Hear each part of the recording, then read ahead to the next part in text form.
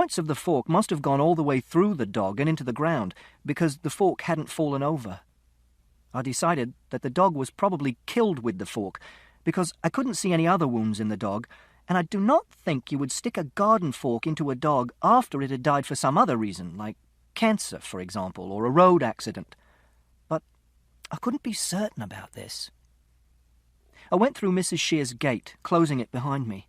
I walked onto her lawn and knelt beside the dog. I put my hand on the muzzle of the dog. It was still warm.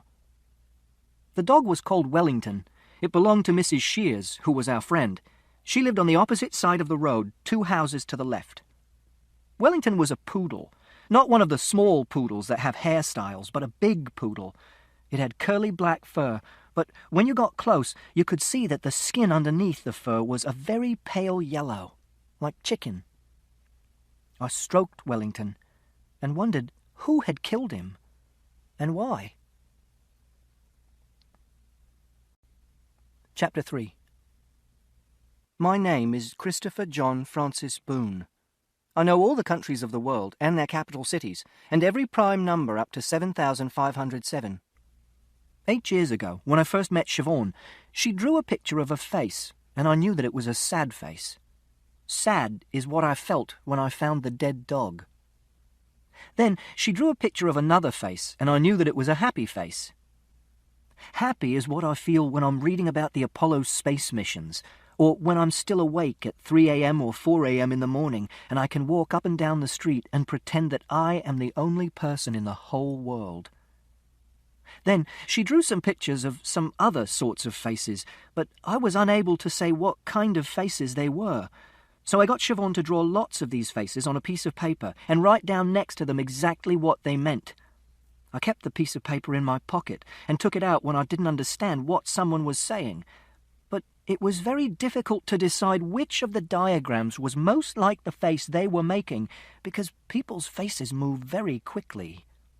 So I tore the piece of paper up and threw it away. And now, if I don't know what someone is saying, I ask them what they mean, or I walk away. Chapter 5. I pulled the fork out of the dog and lifted him into my arms and hugged him. He was leaking blood from the fork holes. I like dogs. You always know what a dog is thinking.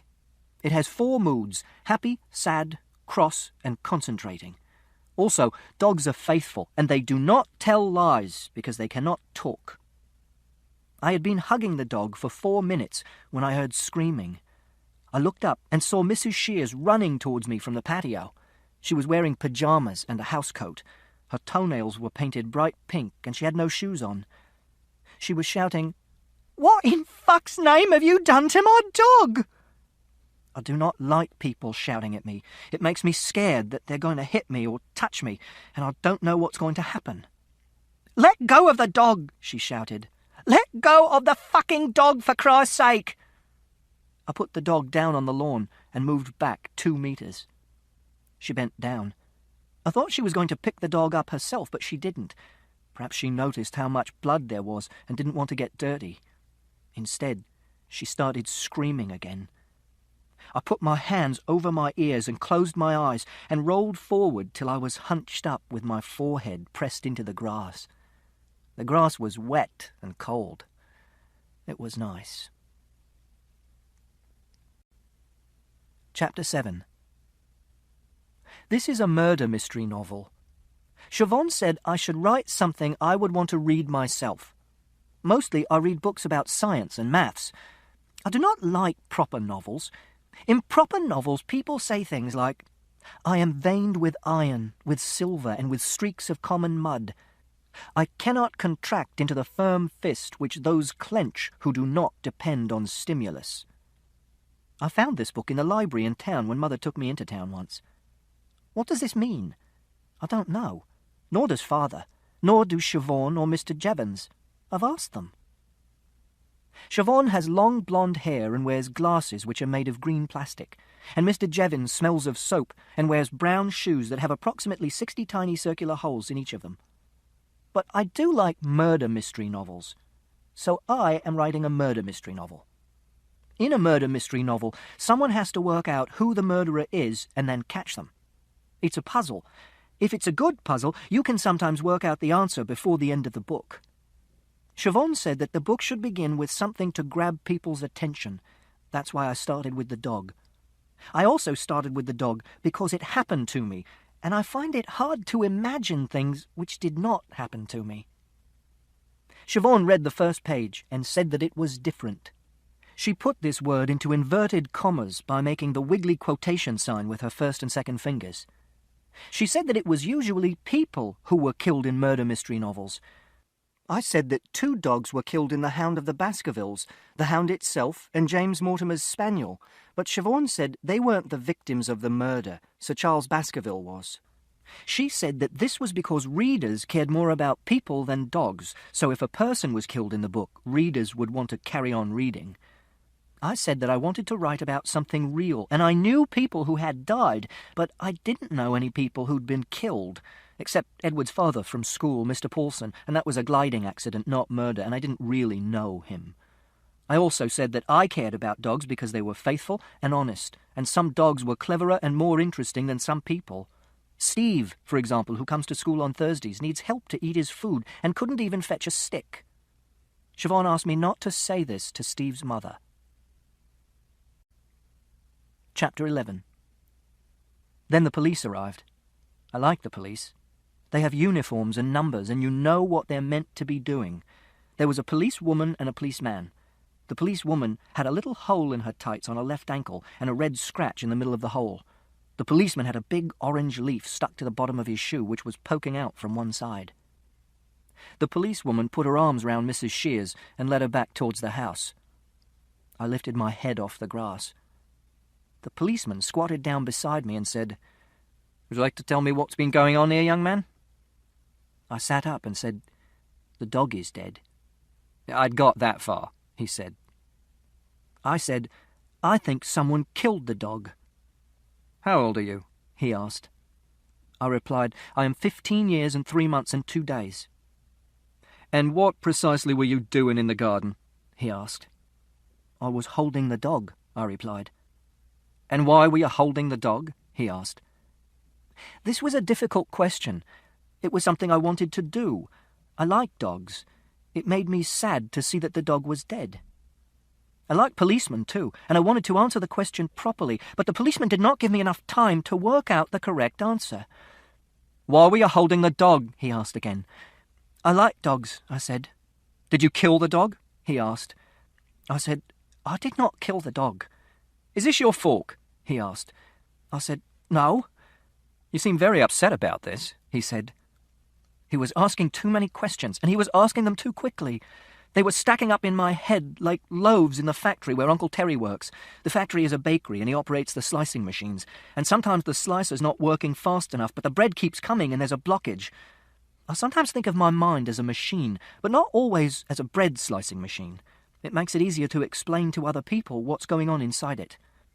The policeman said, "I'm going to ask you once again."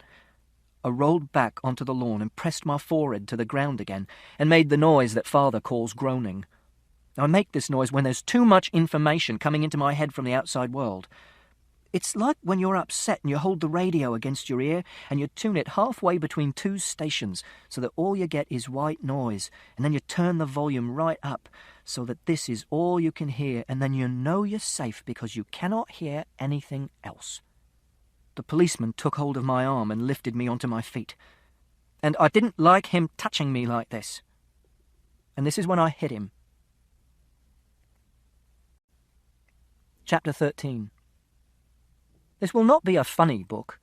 I cannot tell jokes because I do not understand them. Here is a joke as an example. It's one of Father's. His face was drawn, but the curtains were real. I know why this is meant to be funny, I asked. It's because drawn has 3 meanings, and they are 1. Drawn with a pencil, 2. Exhausted, and 3. Pulled across a window. And meaning 1 refers to both the face and the curtains. Meaning 2 refers only to the face, and meaning 3 refers only to the curtains. If I try to say the joke to myself, making the word mean the 3 different things at the same time, It is like hearing 3 different pieces of music at the same time, which is uncomfortable and confusing and not nice like white noise. It's like 3 people trying to talk to you at the same time about different things. And that is why there are no jokes in this book. Chapter 17. The policeman looked at me for a while without speaking.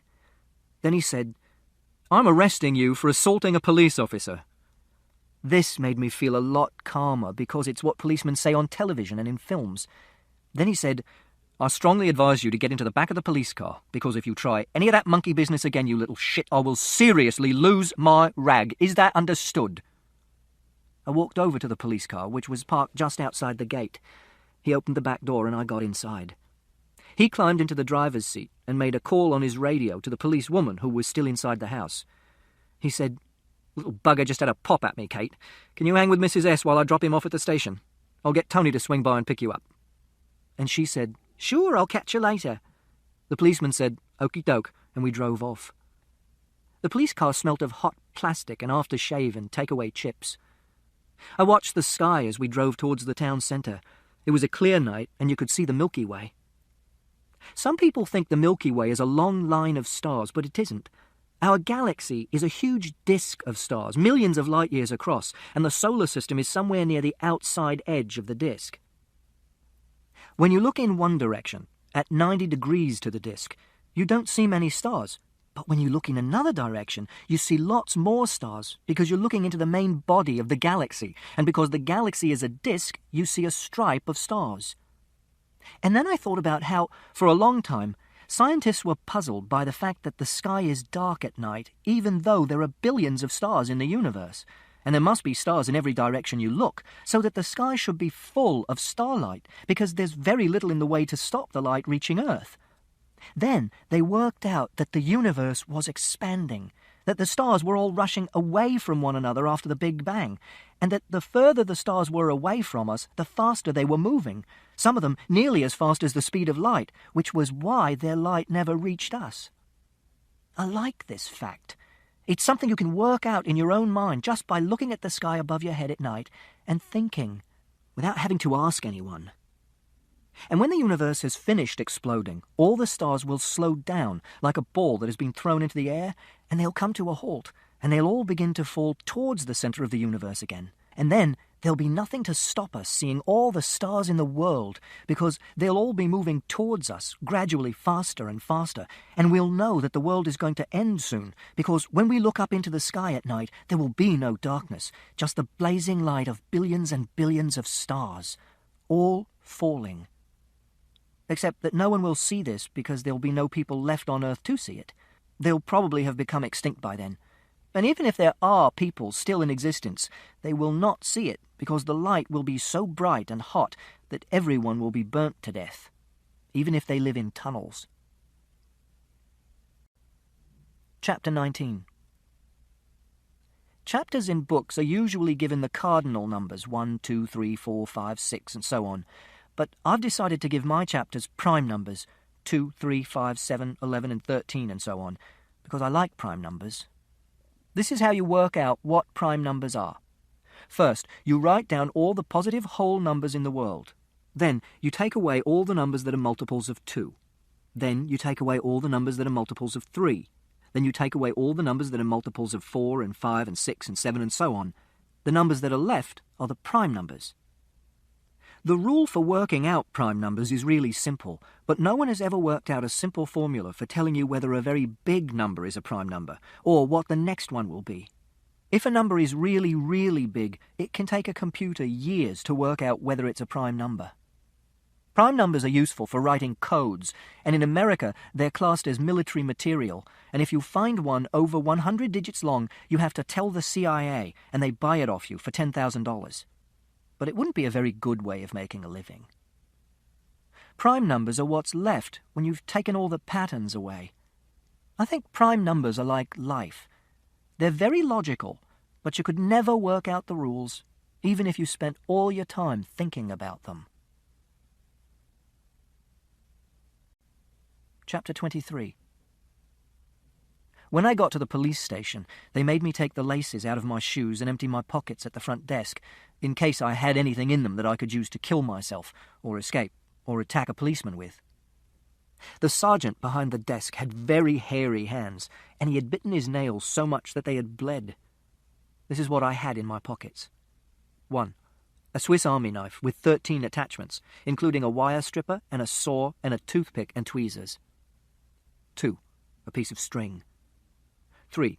A piece of a wooden puzzle. 4. 3 pellets of rat food for Toby, my rat. 5.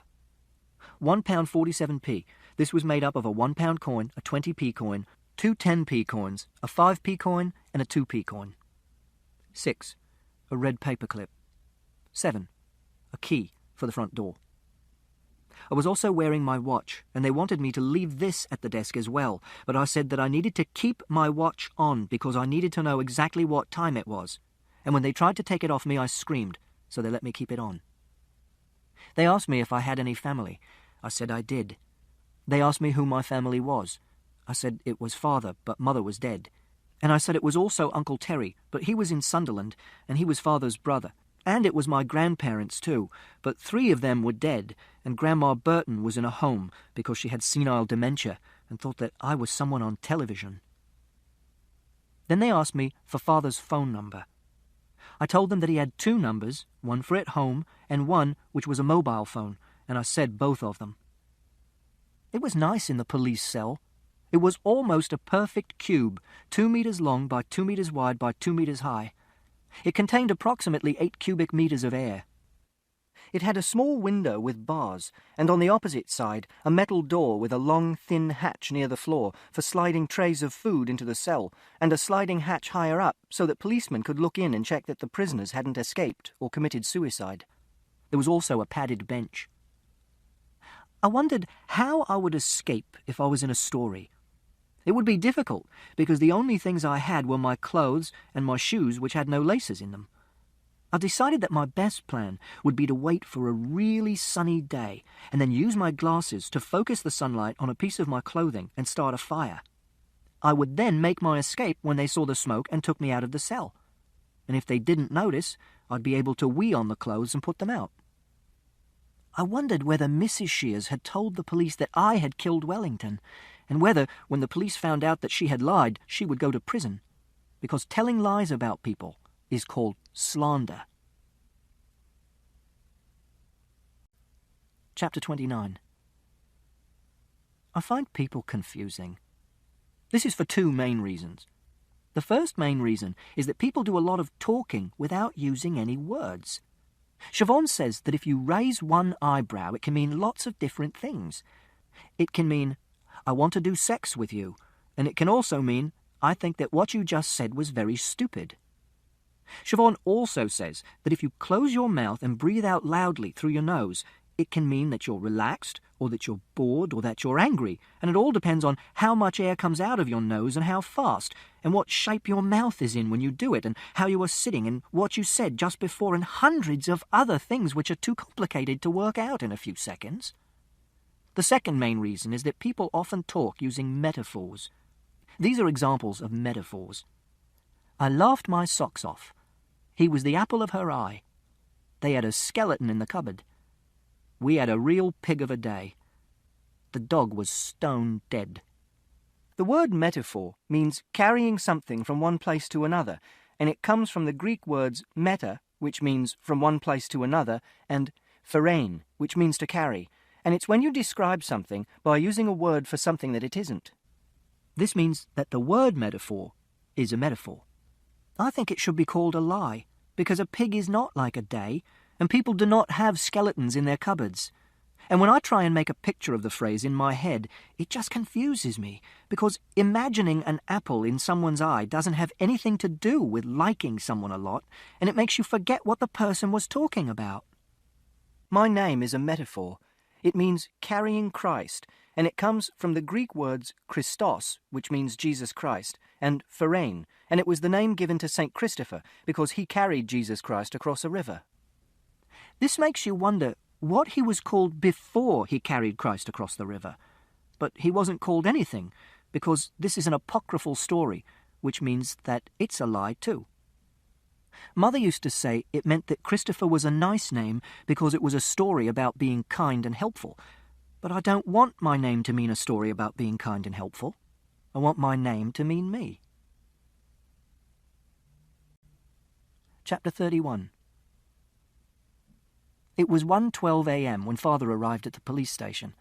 I didn't see him until 1:28 a.m., but I knew he was there because I could hear him.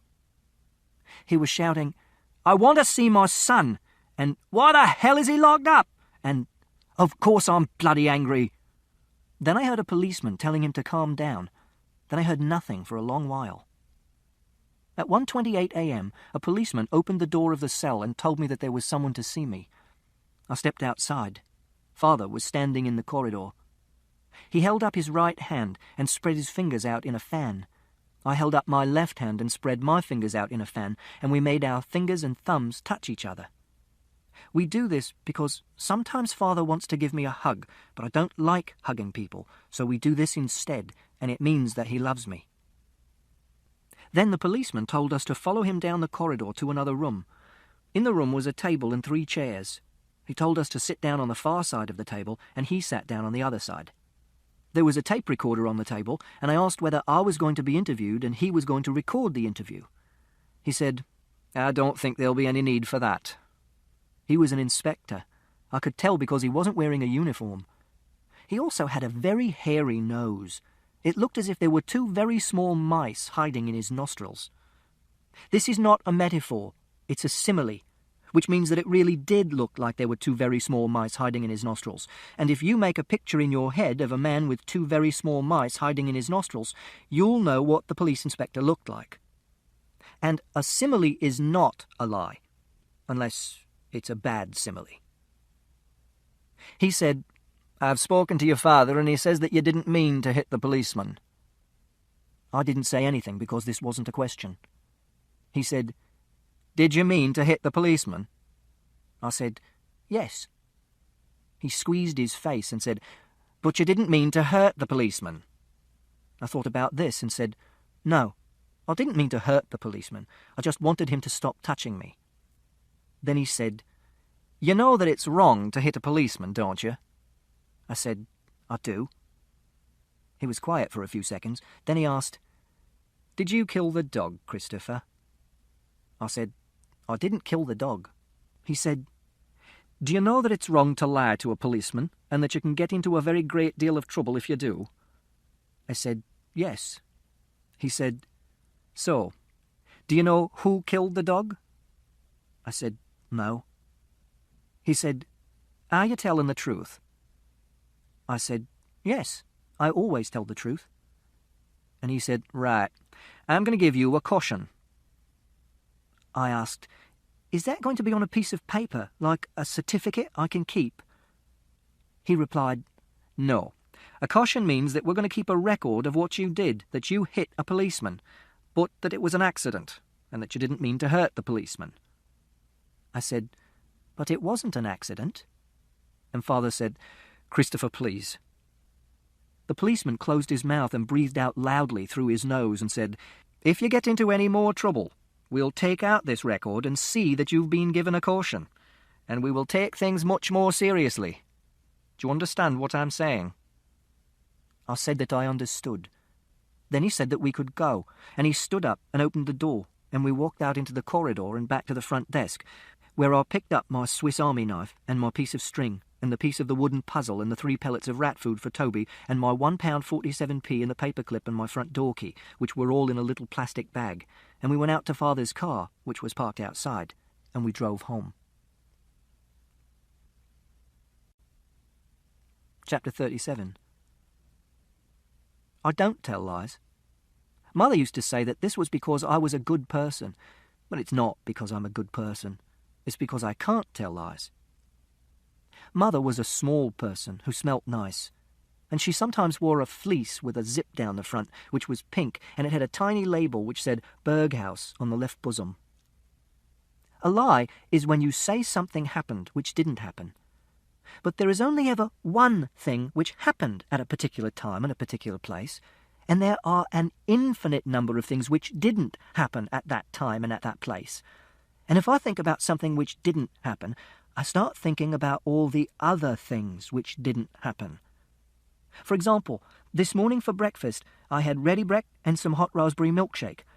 But if I say that I actually had shreddies and a mug of tea, but I wouldn't have shreddies and tea because they're both brown, I start thinking about Cocoa Pops and lemonade and porridge and Dr. Pepper, and how I wasn't eating my breakfast in Egypt, and there wasn't a rhinoceros in the room, and Father wasn't wearing a diving suit, and so on, and even writing this makes me feel shaky and scared, like I do when I'm standing on the top of a very tall building, and there are thousands of houses and cars and people below me, and my head is so full of all these things that I'm afraid I'm going to forget to stand up straight and hang onto the rail, and I'm going to fall over and be killed.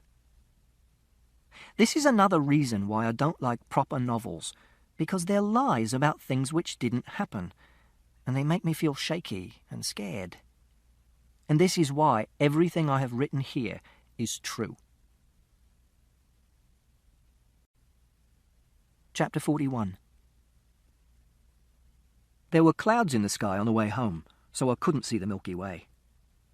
I said, "I'm sorry," because Father had to come to the police station, which was a bad thing. He said, "It's okay." I said, "I didn't kill the dog." And he said, "Oh, no."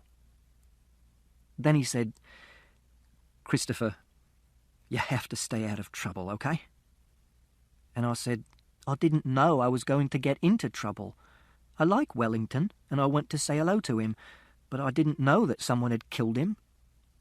Father said, "Just try and keep your nose out of other people's business." I thought for a little and I said, "I'm going to find out who killed Wellington." And Father said, "Were you listening to what I was saying, Christopher?" I said, "Yes, I was listening to what you were saying, but when someone gets murdered, you have to find out who did it so that they can be punished." And he said, "It's a bloody dog, Christopher, a bloody dog." I replied, "I think dogs are important too." He said, "Leave it." And I said, "I wonder if the police will find out who killed him and punish the person." Then Father banged the steering wheel with his fist, and the car weaved a little bit across the dotted line in the middle of the road, and he said, "I said leave it, for God's sake." I could tell that he was angry because he was shouting, and I didn't want to make him angry, so I didn't say anything else until we got home.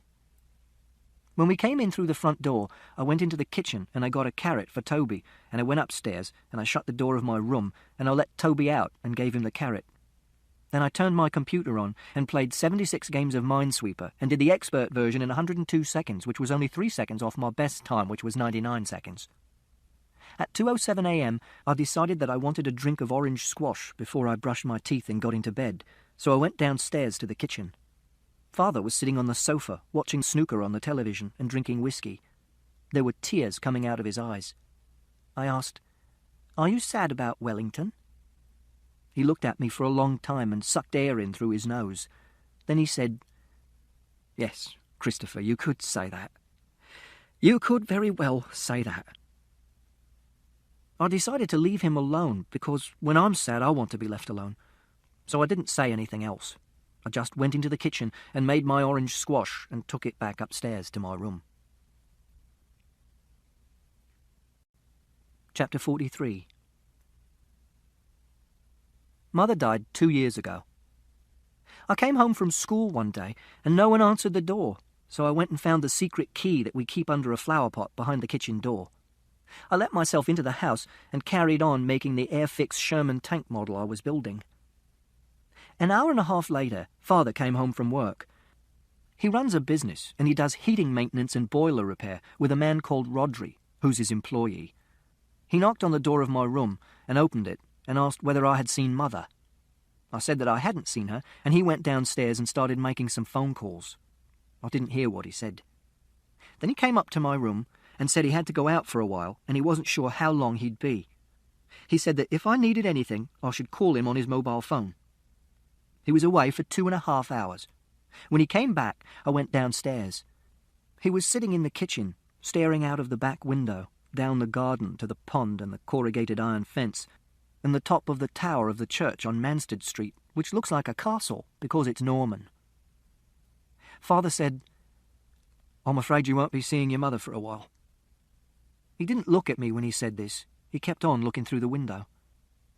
Usually, people look at you when they're talking to you. I know that they're working out what I'm thinking, but I can't tell what they're thinking. It's like being in a room with a one-way mirror in a spy film. But this was nice, having Father speak to me but not look at me. I said, "Why not?" He waited for a very long time. Then he said, "Your mother has had to go into hospital." "Can we visit her?" I asked, because I like hospitals. I like the uniforms and the machines. Father said, "No." I said, "Why can't we?" And he said, "She needs rest. She needs to be on her own." I asked, "Is it a psychiatric hospital?" And Father said, "No, it's an ordinary hospital. She has a problem with her heart." I said, "We'll need to take food to her," because I knew that food in hospital was not very good. David from school, he went into hospital to have an operation on his leg to make his calf muscle longer so that he could walk better, and he hated the food, so his mother used to take meals in every day. Father waited a long time again and said, "I'll take some into her during the day when you're at school, and I'll give it to the doctors and they can give it to your mum, okay?" I said, "But you can't cook." Father put his hands over his face and said, "Christopher, look, I'll buy some ready-made stuff from Marks and Spencer's and take those in. She likes those." I said I would make her a get-well card, because that's what you do for people when they're in hospital. Father said he would take it in the next day. Chapter 47. In the bus on the way to school next morning, we passed 4 red cars in a row, which meant that it was a good day, so I decided not to be sad about Wellington. Mr. Jevons, the psychologist at the school, once asked me why 4 red cars in a row made it a good day, and 3 red cars in a row made it a quite good day, and 5 red cars in a row made it a super good day, and why 4 yellow cars in a row made it a black day, which is a day when I don't speak to anyone, and sit on my own reading books, and don't eat my lunch, and take no risks. He said that I was clearly a very logical person, so he was surprised that I should think like this, because it wasn't very logical.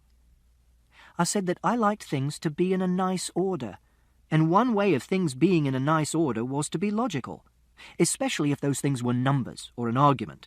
But there were other ways of putting things in a nice order, and that was why I had good days and black days. And I said that some people who worked in an office came out of their house in the morning and saw that the sun was shining and it made them feel happy, or they saw that it was raining and it made them feel sad. But the only difference was the weather. And if they worked in an office, the weather didn't have anything to do with whether they had a good day or a bad day.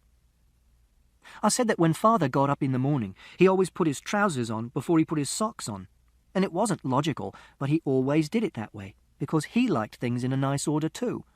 And whenever he went upstairs, he went up 2 at a time, always starting with his right foot. Mr. Jevons said that I was a very clever boy. I said that I wasn't clever. I was just noticing how things were, and that wasn't clever. That was just being observant. Being clever was when you looked at how things were and used the evidence to work out something new, like the universe expanding, or who committed a murder. Or if you see someone's name and you give each letter a value from 1 to 26, A equals 1, B equals 2, etc., and you add the numbers up in your head and you find that it makes a prime number, like Jesus Christ, 151, or Scooby-Doo, 113, or Sherlock Holmes, 163, or Dr. Watson, 167. Mr. Jevons asked me whether this made me feel safe, having things always in a nice order, and I said it did. Then he asked me if I didn't like things changing, and I said I wouldn't mind things changing if I became an astronaut, for example, which is one of the biggest changes you can imagine, apart from becoming a girl or dying. He asked whether I wanted to become an astronaut, and I said I did. He said that it was very difficult to become an astronaut. I said that I knew. You had to become an officer in the Air Force, and you had to take lots of orders, and be prepared to kill other human beings, and I couldn't take orders. Also, I didn't have 20/20 vision, which you needed to be a pilot. But I said that you could still want something that's very unlikely to happen. Terry, who is the older brother of Francis, who is at the school, said I would only ever get a job collecting supermarket trolleys or cleaning out donkey shit at an animal sanctuary, and they didn't let spazzers drive rockets that cost billions of pounds. When I told this to Father, he said that Terry was jealous of my being cleverer than him, which was a stupid thing to think, because we weren't in a competition. But Terry is stupid, so quod erat demonstrandum, which is Latin for which is the thing that was going to be proved, which means thus it is proved. I'm not a spazzer, which means spastic, not like Francis, who is a spazzer. And even though I probably won't become an astronaut, I am going to go to university and study mathematics, or physics and mathematics, which is a joint honour school, because I like mathematics and physics and I'm very good at them. But Terry won't go to university. Father says Terry is most likely to wind up in prison. Terry has a tattoo on his arm of a heart shape with a knife through the middle of it. But this is what is called a digression, and now I'm going to go back to the fact that it was a good day. Because it was a good day, I decided that I would try and find out who killed Wellington, because a good day is a day for projects and planning things.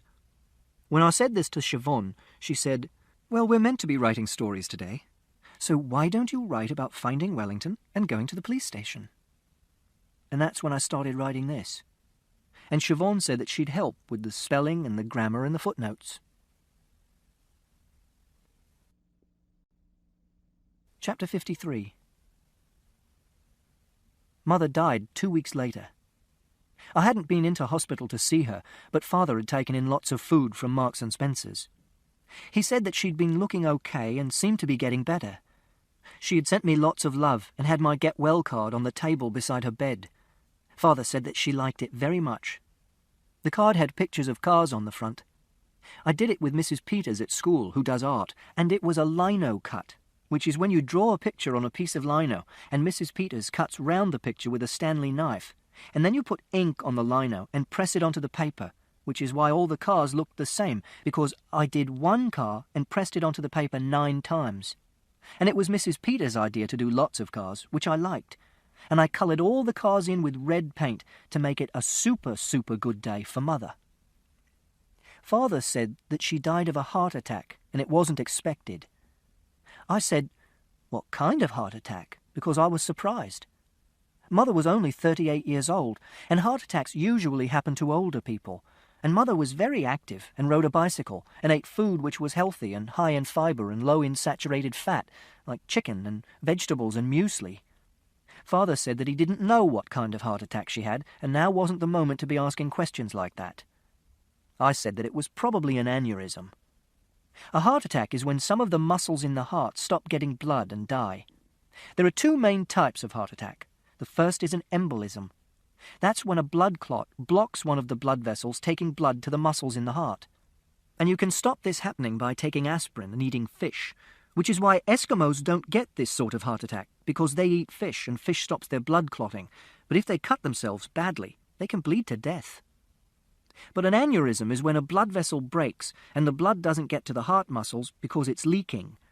And some people get aneurysms just because there's a weak bit in their blood vessels, like Mrs. Hardesty, who lived at number 72 in our street, who had a weak bit in the blood vessels in her neck and died just because she turned her head round to reverse her car into a parking space. On the other hand, it could have been an embolism, because your blood clots much more easily when you're lying down for a long time, like when you're in hospital. Father said, "I'm sorry, Christopher. I'm really sorry." But it wasn't his fault. Then Mrs. Shears came over and cooked supper for us, and she was wearing sandals and jeans and a T-shirt which had the words Windsurf and Corfu and a picture of a windsurfer on it. And Father was sitting down, and she stood next to him and held his head against her bosoms and said, "Come on, Ed, we're going to get you through this." And then she made us spaghetti and tomato sauce. And after dinner she played Scrabble with me, and I beat her 247 points to 134. Chapter 59. I decided that I was going to find out who killed Wellington, even though Father had told me to stay out of other people's business.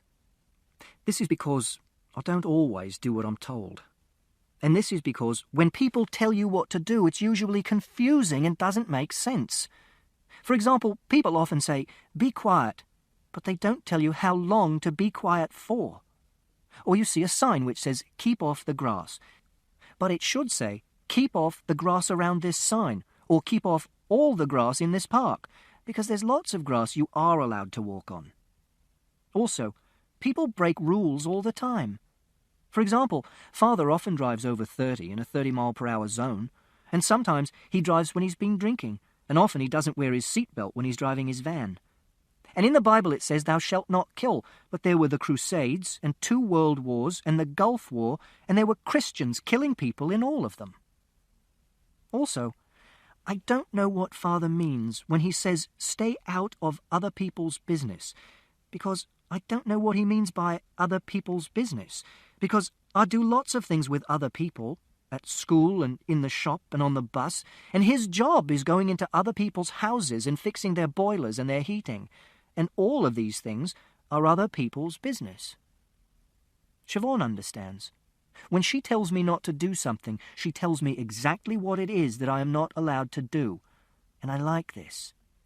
For example, she once said, "You must never punch Sarah or hit her in any way, Christopher, even if she hits you first. If she does hit you again, move away from her and stand still and count from 1 to 50. Then come and tell me what she's done, or tell one of the other members of the staff what she's done." Or, for example, she once said, "If you want to go on the swings and there are already people on the swings, you must never push them off. You must ask them if you can have a go, and then you must wait until they have finished." But when other people tell you what you can't do, they don't do it like this. So I decide for myself what I'm going to do and what I'm not going to do.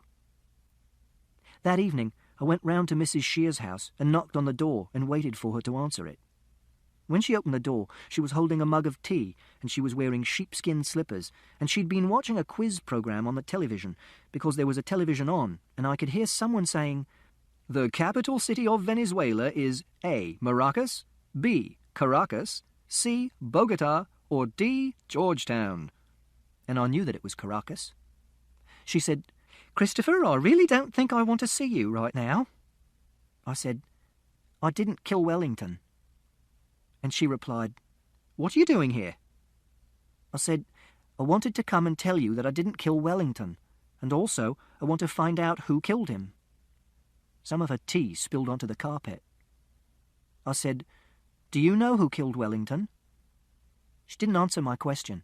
She just said, "Goodbye, Christopher," and closed the door. Then I decided to do some detective work. I could see that she was watching me and waiting for me to leave, because I could see her standing in the hall on the other side of the frosted glass in her front door. So I walked down the path and out of the garden. Then I turned round and saw that she wasn't standing in her hall any longer. I made sure that there was no one watching and climbed over the wall and walked down the side of the house into her back garden to the shed where she kept all her gardening tools.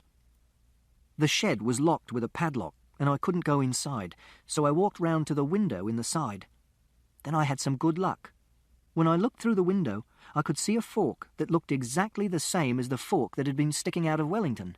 It was lying on the bench by the window, and it had been cleaned because there was no blood on the spikes. I could see some other tools as well, a spade and a rake and one of those long clippers people use for cutting branches which are too high to reach. And they all had the same green plastic handles, like the fork. This meant that the fork belonged to Mrs. Shears. Either that, or it was a red herring, which is a clue which makes you come to a wrong conclusion, or something which looks like a clue, but isn't. I wondered if Mrs. Shears had killed Wellington herself. But if she had killed Wellington herself, why did she come out of the house shouting, "What in fuck's name have you done to my dog?" I thought that Mrs. Shears probably didn't kill Wellington. But whoever had killed him had probably killed him with Mrs. Shears' fork. And the shed was locked. This meant that it was someone who had the key to Mrs. Shears' shed, or that she had left it unlocked, or that she had left her fork lying around in the garden. I heard a noise and turned round and saw Mrs. Shears standing on the lawn looking at me. I said, "I came to see if the fork was in the shed." And she said, "If you don't go now, I'll call the police again." So I went home.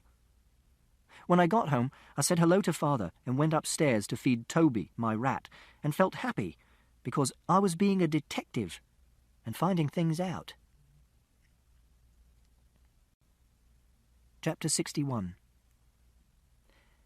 Mrs. Forbes at school said that when Mother died, she had gone to heaven. That was because Mrs. Forbes is very old and she believes in heaven. And she wears tracksuit trousers because she says they're more comfortable than normal trousers. And one of her legs is very slightly shorter than the other one because of an accident on a motorbike. But when Mother died, she didn't go to heaven because heaven doesn't exist. Mrs. Peters' husband is a vicar called the Reverend Peters, and he comes to our school sometime to talk to us. And I asked him where heaven was, and he said, "It's not in our universe. It's another kind of place altogether." The Reverend Peters makes a funny ticking noise with his tongue sometimes when he's thinking, and he smokes cigarettes, and you can smell them on his breath, and I don't like this. I said that there wasn't anything outside the universe, and there wasn't another kind of place altogether. Except that there might be if you went through a black hole. But a black hole is what is called a singularity, which means it's impossible to find out what's on the other side, because the gravity of a black hole is so big that even electromagnetic waves, like light, can't get out of it, and electromagnetic waves are how we get information about things which are far away. And if heaven was on the other side of a black hole, dead people would have to be fired into space on rockets to get there, and they aren't, or people would notice. I think people believe in heaven because they don't like to think of the idea of dying, because they want to carry on living, and they don't like the idea that other people will move into their house and put their things into the rubbish. The Reverend Peters said, "Well, when I say that heaven is outside the universe, it's really just a manner of speaking. I suppose what it really means is that they're with God." And I replied, "But where is God?" And the Reverend Peters said that we should talk about this on another day when he had more time. What actually happens when you die is that your brain stops working and your body rots, like Rabbit did when he died and we buried him in the earth at the bottom of the garden. And all his molecules were broken down into other molecules, and they went into the earth and were eaten by worms and went into the plants. And if we go and dig in the same place in 10 years, there'll be nothing except his skeleton left. And in 1,000 years, even his skeleton will be gone. But that's all right, because he's a part of the flowers and the apple tree and the hawthorn bush now. When people die, they're sometimes put into coffins, which means that they don't mix with the earth for a very long time, until the wood of the coffin rots. But Mother was cremated. This means that she was put into a coffin and burnt and ground up and turned into ash and smoke. I don't know what happens to the ash, and I couldn't ask at the crematorium because I didn't go to the funeral. But the smoke goes out of the chimney and into the air, and sometimes I look up into the sky and I think that there are molecules of Mother up there, or in the clouds over Africa, or the Antarctic, or coming down as rain in the rainforests in Brazil, or in snow somewhere. Chapter 67. The next day was Saturday, and there's not much to do on a Saturday unless Father takes me out somewhere on an outing, to the boating lake or to the garden centre. But on this Saturday, England were playing Romania at football, which meant that we weren't going to go on an outing because Father wanted to watch the match on the television. So I decided to do some more detection on my own. I decided that I would go and ask some of the other people who lived in our street if they had seen anyone killing Wellington, or whether they had seen anything strange happening in the street on Thursday night. Talking to strangers is not something I usually do. I don't like talking to strangers. This is not because of stranger danger, which they tell us about at school, which is where a strange man offers you sweets or a ride in his car because he wants to do sex with you. I'm not worried about that. If a strange man touched me, I'd hit him, and I can hit people very hard. For example, when I punched Sarah because she had pulled my hair, I knocked her unconscious, and she had a concussion, and they had to take her to the accident and emergency department at the hospital. And also, I always have my Swiss Army knife in my pocket, and it has a saw blade which could cut a man's fingers off. I don't like strangers because I don't like people I've never met before. They're hard to understand. It's like being in France, which is where we went on holiday sometimes when Mother was alive, to camp. And I hated it, Because if you went into a shop or a restaurant or on a beach, you couldn't understand what anyone was saying, which was frightening. It takes me a long time to get used to people I don't know. For example, when there's a new member of staff at school, I don't talk to them for weeks and weeks. I just watch them until I know that they're safe. Then I ask them questions about themselves, like whether they have pets, and what's their favourite colour, and what do they know about the Apollo space missions. And I get them to draw a plan of their house, and I ask them what kind of car they drive, so I get to know them. Then I don't mind if I'm in the same room as them, and I don't have to watch them all the time. So talking to the other people in our street was brave. But if you're going to do detective work, you have to be brave, so I had no choice. First of all, I made a plan of our part of the street, which is called Randolph Street. Then I made sure I had my Swiss Army knife in my pocket, and I went out and knocked on the door of number 40, which is opposite Mrs. Shear's house, which means that they were most likely to have seen something. The people who live at number 40 are called Thompson. Mr. Thompson answered the door. He was wearing a T-shirt which said, "Beer, helping ugly people have sex for 2,000 years." Mr. Thompson said, "Can I help you?" I said, "Do you know who killed Wellington?" I didn't look at his face. I don't like looking at people's faces, especially if they're strangers. And he didn't say anything for a few seconds. Then he said, "Who are you?" I said, "I'm Christopher Boone from number 36, and I know you. You're Mr. Thompson." He said, "I'm Mr. Thompson's brother." I said, "Do you know who killed Wellington?" He said, "Who the fuck is Wellington?"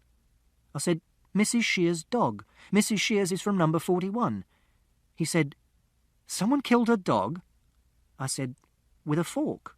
He said, "Jesus Christ." I said, "A garden fork," in case he thought I meant a fork you eat your food with. Then I said, "Do you know who killed him?" He said, "I haven't a bloody clue." I said, "Did you see anything suspicious on Thursday evening?" He said, "Look, son, do you really think you should be going around asking questions like this?" And I said, "Yes, because I want to find out who killed Wellington, and I'm writing a book about it." And he said, "Well, I was in Colchester on Thursday, so you're asking the wrong bloke." I said, "Thank you," and I walked away. There was no answer at house number 42. I had seen the people who lived at house number 44, but I didn't know what their names were. They were black people, and they were a man and a lady with 2 children, a boy and a girl. The lady answered the door. She was wearing boots which looked like army boots, and there were 5 bracelets made out of a silver-coloured metal on her wrist, and they made a jangling noise. She said, "It's Christopher, isn't it?" I said that it was, and I asked her if she knew who killed Wellington. She knew who Wellington was, so I didn't have to explain, and she had heard about him being killed. I asked if she had seen anything suspicious on Thursday evening, which might be a clue. She said, "Like what?" And I said, "Like strangers, or like the sound of people arguing." But she said she hadn't. And then I decided to do what is called trying a different tack, and I asked her whether she knew of anyone who might want to make Mrs. Shears sad. And she said, "Perhaps you should be talking to your father about this." And I explained that I couldn't ask my father because the investigation was a secret, because he had told me to stay out of other people's business. She said, "Well, maybe he has a point, Christopher." And I said, "So you don't know anything which might be a clue?" And she said, "No." And then she said, "You be careful, young man." I said that I would be careful, and then I said thank you to her for helping me with my questions, and I went to number 43, which is the house next to Mrs. Shear's house. The people who live at number 43 are Mr. Wise and Mr. Wise's mother, who's in a wheelchair, which is why he lives with her, so he can take her to the shops and drive her around. It was Mr. Wise who answered the door. He smelt of body odour and old biscuits and off popcorn, which is what you smell of if you haven't washed for a very long time, like Jason at school smells, because his family's poor. I asked Mr. Wise if he knew who had killed Wellington on Thursday night. He said, "Bloody hell, policemen really are getting younger, aren't they?" Then he laughed. I don't like people laughing at me, so I turned and walked away. I didn't knock at the door of number 38, which is the house next to our house, because the people there take drugs, and Father says that I should never talk to them, so I don't. And they play loud music at night, and they make me scared sometimes when I see them in the street, and it's not really their house. Then I noticed that the old lady who lives at number 39, which is on the other side of Mrs. Shear's house, was in her front garden, cutting her hedge with an electric hedge trimmer. Her name is Mrs. Alexander. She has a dog. It's a dachshund, so she was probably a good person because she liked dogs. But the dog wasn't in the garden with her, it was inside the house. Mrs. Alexander was wearing jeans and training shoes, which old people don't normally wear. And there was mud on the jeans, and the trainers were New Balance trainers, and the laces were red. I went up to Mrs. Alexander and said, "Do you know anything about Wellington being killed?" Then she turned off the electric hedge trimmer and said, "I'm afraid you're going to have to say that again. I'm a little deaf." So I said, "Do you know anything about Wellington being killed?" And she said, "I heard about it yesterday. Dreadful, dreadful." I said, "Do you know who killed him?" And she said, "No, I don't." I replied, "Somebody must know, because the person who killed Wellington knows that they killed Wellington, unless they were a mad person and didn't know what they were doing, or unless they had amnesia." And she said, "Well, I suppose you're probably right." I said, "Thank you for helping me with my investigation." And she said, "You're Christopher, aren't you?" I said, "Yes, I live at number 36. And she said, "We haven't talked before, have we?" I said, "No, I don't like talking to strangers, but I'm doing detective work." And she said, "I see you every day going to school." I didn't reply to this. And she said, "It's very nice of you to come and say hello." I didn't reply to this either, because Mrs. Alexander was doing what is called chatting, where people say things to each other which aren't questions and answers, and aren't connected. Then she said, "Even if it's only because you're doing detective work." And I said, "Thank you," again. And I was about to turn and walk away when she said, "I have a grandson your age." I tried to do chatting by saying, "My age is 15 years and 3 months and 3 days." And she said, "Well, almost your age." Then we said nothing for a little while, until she said, "You don't have a dog, do you?" And I said, "No." And she said, "You'd probably like a dog, wouldn't you?" And I said, "I have a rat." And she said, "A rat?" And I said, "He's called Toby." And she said, "Oh." And I said, "Most people don't like rats because they think they carry diseases like bubonic plague. But that's only because they live in sewers and stowed away on ships coming from foreign countries where there were strange diseases. But rats are very clean. Toby is always washing himself. And you don't have to take him out for walks. I just let him run around my room so he gets some exercise. And sometimes he sits on my shoulder or hides in my sleeve like it's a burrow, but rats don't live in burrows in nature." Mrs. Alexander said, "Do you want to come in for tea?" And I said, "I don't go into other people's houses." And she said, "Well, maybe I could bring some out here. Do you like lemon squash?" I replied, "I only like orange squash." And she said, "Luckily I have some of that as well. And what about Battenberg?" And I said, "I don't know, because I don't know what Battenberg is." She said, "It's a kind of cake. It has 4 pink and yellow squares in the middle, and it has marzipan icing round the edge." And I said, "Is it a long cake with a square cross-section which is divided into equally sized, alternately coloured squares?" And she said, "Yes, I think you could probably describe it like that." And I said, "I think I'd like the pink squares, but not the yellow squares because I don't like yellow. And I don't know what marzipan is, so I don't know whether I'd like that." And she said, "I'm afraid marzipan is yellow too. Perhaps I should bring out some biscuits instead. Do you like biscuits?" And I said, "Yes, some sorts of biscuits." And she said, "I'll get a selection." Then she turned and went into the house.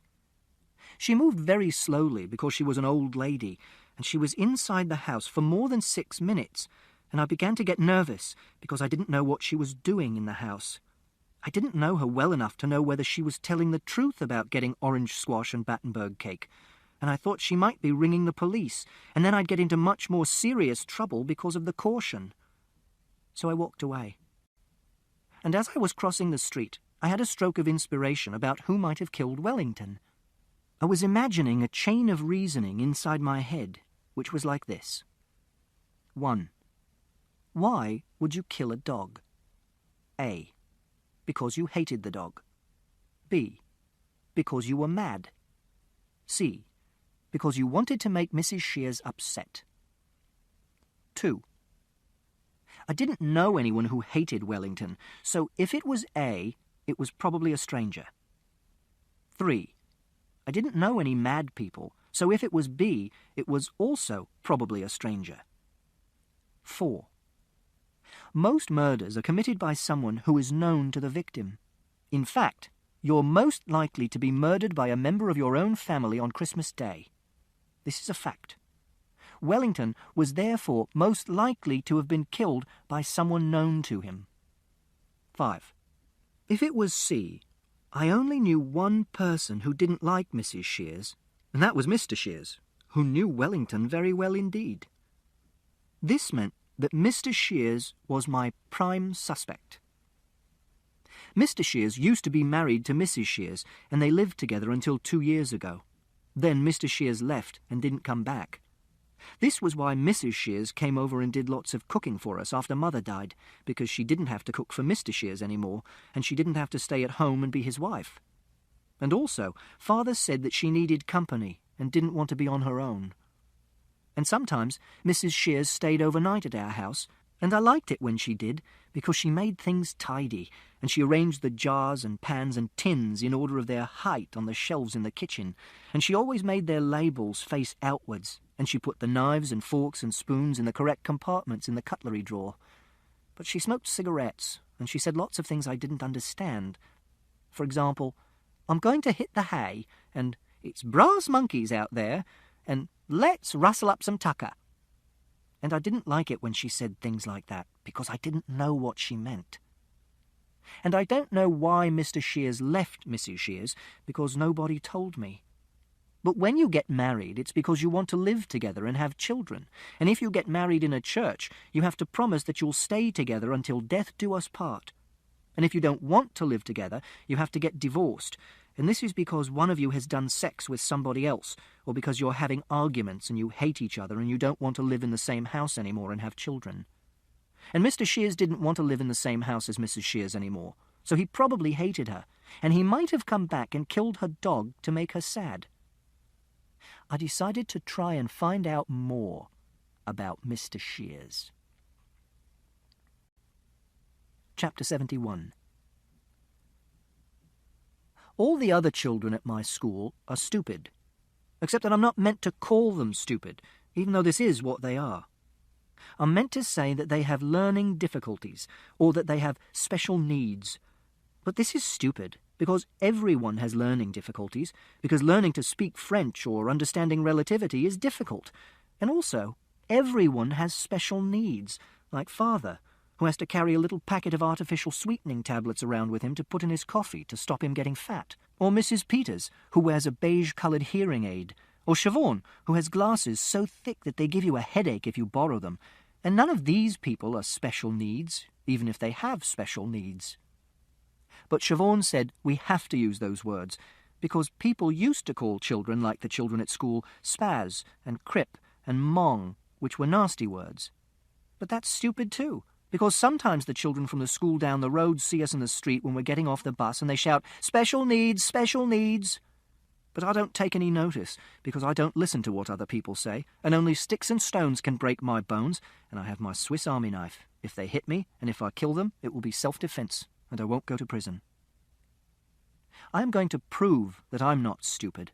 Next month, I'm going to take my A-level in maths, and I'm going to get an A grade. No one has ever taken an A-level at our school before, and the headmistress, Mrs. Gascoigne, didn't want me to take it at first. She said they didn't have the facilities to let us sit A-levels. But Father had an argument with Mrs. Gascoigne, and he got really cross. Mrs. Gascoigne said they didn't want to treat me differently from everyone else in school, because then everyone would want to be treated differently, and it would set a precedent. and I could always do my A-levels later, at 18. I was sitting in Mrs. Gascoigne's office with Father when she said these things, and Father said, "Christopher is getting a crap enough deal already, don't you think, without you shitting on him from a great height as well? Jesus, this is the only thing he's really good at."